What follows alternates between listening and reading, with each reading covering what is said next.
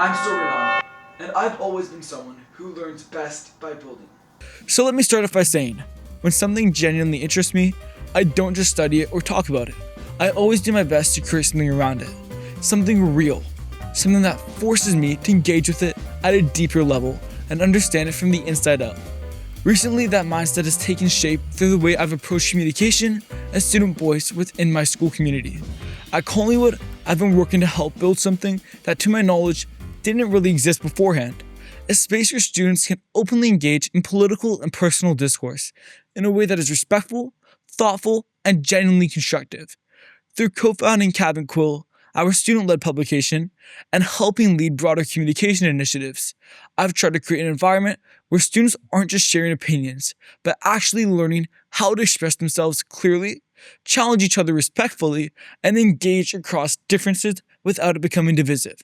And what's been most meaningful to me is seeing students who may have never felt comfortable speaking about their perspectives begin to engage for the first time, and not just confidently, but thoughtfully, understanding that communication isn't just about being heard, it's about listening, adapting, and contributing to something larger than yourself. And that mindset is exactly what led me to build the Opportunity Index. What started as a simple idea has grown to a long-form conversation series where I've had the opportunity to sit down with people across completely different fields, from artists to political leaders. And while the range of guests has been incredible, what's mattered most to me is what I've learned from those conversations and how they shape the way that I think. Being able to engage with people who operate at the highest level in completely different disciplines has changed how I approach ideas, how I communicate, and how I understand the connections between fields that often seem unrelated on the surface, but more importantly, it's made me realize how powerful communication really is, and not just as a tool for expression, but as a way to connect perspectives, challenge assumptions, and build understanding. That's something I've tried to bring into my own community, but also extend beyond it. And one of the most meaningful things I've worked on has been a public speaking curriculum in partnership with Special Olympics BC and the BC Lions CFL team. That project is deeply personal to me because my older brother has cerebral palsy. And growing up, there were moments where I had to speak for him. And not because he didn't have thoughts of his own, but because communicating them clearly wasn't always easy. And at a certain time, I realized that wasn't something I could just accept.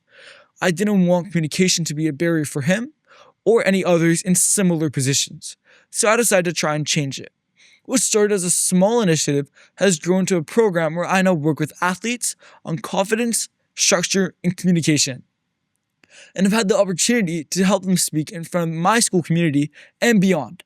Seeing that transformation from hesitation to confidence, from uncertainty to clarity, completely changed how I think about leadership. And it's not always about being the loudest voice in the room. It's about helping others find theirs and creating environments where people feel empowered to express themselves. Alongside that, Model UN has been another integral part of my growth.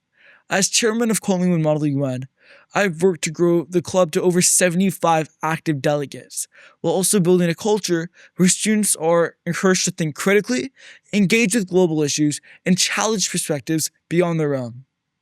But one of the biggest lessons I've learned hasn't come from success, it's come from failure. And since this is something you wouldn't necessarily see on my application, I want to share a bit more honestly about how I think and where I'm still growing.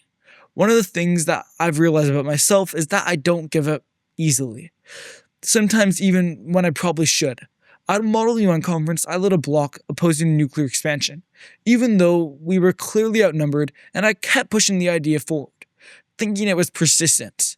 But looking back, I realized there's a difference between resilience and rigidity. And that experience taught me that while it's important to stand by your beliefs, it's just as important to listen, adapt, and find common ground. That balance is something I'm still working on to this day. And outside of academics and leadership, a massive part of who I am comes from what I do when I'm not working. Growing up in Vancouver, I've spent most of my winter weekends skiing across the North Shore Mountains and Whistler, with Blackcomb being my all-time favorite. And there's something about the intensity and focus of skiing that I've always been drawn to and excited for. And when I'm not doing that, I'm usually at Ambleside Park on Friday nights playing soccer with my friends until the lights turn off, or just finding ways to stay active and competitive. That balance between intensity and enjoyment, between structure and spontaneity, is something that really defines me as Sohrab. Across all of this, I've also had the opportunity to represent my school as an admissions ambassador and serve on the student leadership panels.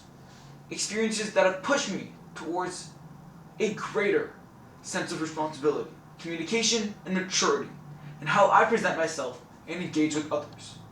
All of these experiences are different, but they connect in one important way. They've all forced me to become something and move beyond just learning about something, and instead actually engage with it, build within it, and understand it from the inside and out.